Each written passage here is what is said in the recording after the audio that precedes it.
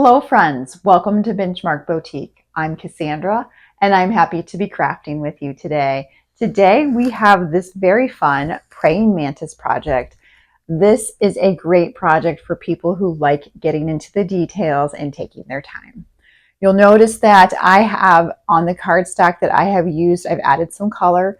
I used some ink pads and some foam tools to add that ink onto these little cardstock elements. You're certainly welcome to do the same, but it is not required to assemble the piece. This is a little complicated, and many of the pieces, especially in the leg, do look very similar to one another. So I recommend, as you're laying your pieces out to be cut, that you do so in an order that makes sense for you. I like to work my way down the leg with all the components grouped together. So I know these are all the components of this leg, these are all the components of the second leg, and so on. I will pop up an image on the screen so that you can see what that looked like for me. I have each of the legs outlined in a different color. Do what makes sense for your brain. Just a little tip as we go. So without further ado, let's get started. This is a great place to pause your video, make sure you get all your components cut out, and then let's meet back here and we'll go over the directions. Okay, here you can see all the components that I used to assemble, and I'm going to use Movie Magic and go through pretty quickly. Start to finish, this took me about 50 minutes to assemble the praying mantis. I did spend a lot of time inking the edges because I wanted that extra effect, so that did add quite a bit to the time frame. So as you can see, what I'm doing right here is I'm laying out the first leg, and now I'm going to glue together the little sections of, I guess what you would call the foot of our praying mantis, and it's 4 pieces, and you just layer them one on top of the other. You start with the base, which has the 4 little sections, and then you put the second piece, which has 3 sections on top of that, the section with 2 sections on top of that, and finally the one. And then I'm just going to glue everything down. I just wanted to lay it out before I did. My strategy here is to do look at the picture that came with your file, look at the picture in the listing product photos. I started with the 2 legs in the background. So the belly is going to go over these, and I wanted to add some depth. So that's my strategy for doing it. I add the belly, and then I add the legs that go above the belly. So legs on one side of the body versus the legs on the other side of the body. And for the front legs, I guess we can call them arms for our sake, I added the neck piece first, and then I realized that I forgot to add that background. And I had to take my little craft spatula and tunnel out a little spot. Fortunately, I used Elmer's Glue All, which is a liquid, and it gives me a little bit of grace, so I was able to do that. So you can see I should have waited before I put that piece down, but it all ended up okay. So here I'm adding the different segments of the abdomen. I really liked adding ink to this because it just really made that section pop and add depth. It's completely up to you, and you can do your ink or not do your ink in whatever way works for you.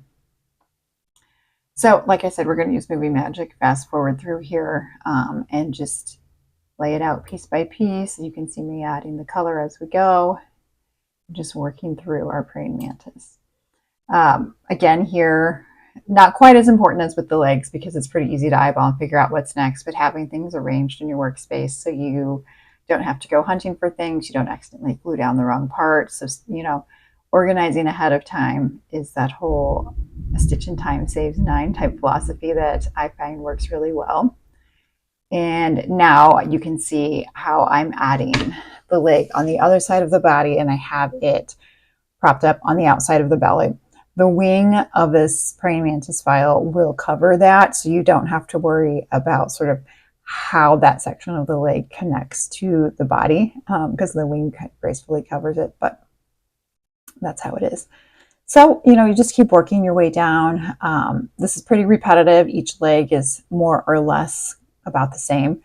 And you can always jump back and forth in the video and rewatch any part that you need to. But I think it's pretty straightforward and you get the idea. This is the trickiest part, is placing that piece on that leg. And once you figure out where you want it, you're fine. you know, the biggest thing here is just sort of having your artist vision. How do you want it to look? Do you want that inky look on the edges? I really like the inky look on the face. That's where I put the most, I think, detail in, is inking up the antenna and especially the eyeballs. I really like that. And I kept my eyes separate because those little black dots like to go wandering, especially with my black tray that I build on sometimes. So I use my little dustpan file to hold the components of the eye. Here I am realizing, whoops, I should have done that, but I was able to use that spatula tool to fix that, so no problem there. The little spikes on the forearms of the praying mantis can be a little bit tricky to add ink to, but just think about doing it from different angles. And I used 2 different colors for the spikes. I used a cantaloupe and a light green, and it added, I think, some nice depth to it.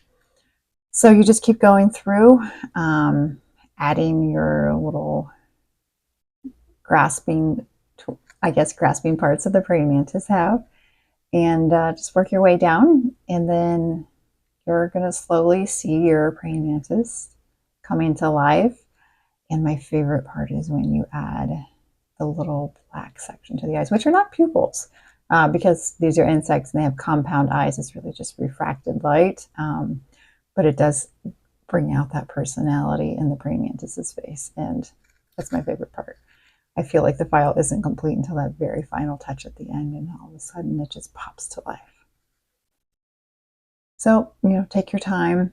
And if you do not want to do all the dainty little pieces that go on the end of each leg, you could just use the part that has the base with the 4 little dots all in it and not add the layers on top. It would have a little less depth, but it would also be a lot faster to build, because that is a big chunk of time because they are so small and delicate. And here we go, adding the wing. Check it first to make sure you're putting your glue on your right side. And I used some craft foam tape here because I wanted that wing to have a little bit of dimension.